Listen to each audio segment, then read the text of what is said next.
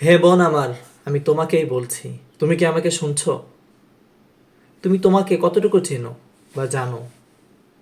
তুমি কি এটা জানো যে তোমার পায়ের নিচে জান্নাতকে রেখে দেওয়া হয়েছে? তোমার কি এটা জানা আছে? ইসলাম ধর্ম গ্রহণকারী সর্বপ্রথম একজন নারী ছিল। তোমার কি এটা জানা আছে?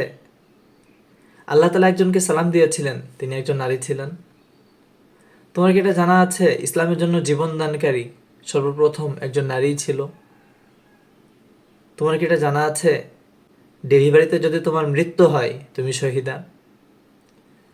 দুনিয়ার এই চাকচিক্যে পড়ে কেন তুমি নিজেকে ভুলে যাচ্ছ? নিজেকে কেন হারিয়ে ফেলছো? বোন আমার, তুমি 5 থেকে 7 হাজার টাকা দিয়ে চুলগুলোকে সিল্কি বানাইতে পারো, কিন্তু 100 থেকে 200 টাকা দামের একটা ব্যান্ড কিনে চুলগুলোকে বাঁধতে পারো না। তুমি 5 থেকে 10 হাজার টাকা দামের ড্রেস কিনে পরতে পারো, কিন্তু 500 থেকে 1 হাজার টাকা দামের একটা ওড়না কিনে তোমার বক্ষকে ঢাকতে পারো না। হে বোন আমার, তুমি শত শত টাকা দিয়ে হাতে মেহেদি লাগাইতে পারো, 5 টাকা দিয়ে একটা ব্লেড কিনে নখগুলোকেই কাটতে পারো না।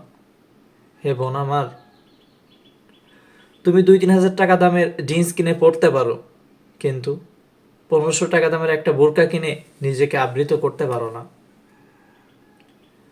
হে বোন আমার, তুমি শোনো, যারা আজকে তোমাকে দেখার জন্য, ভোগের পণ্য বানানোর জন্য যারা তোমাকে রাস্তায় নামিয়েছে, ঠিক তারাই কাল কিয়ামতের দিন তোমাকে জাহান্নামে নিয়ে যাবে।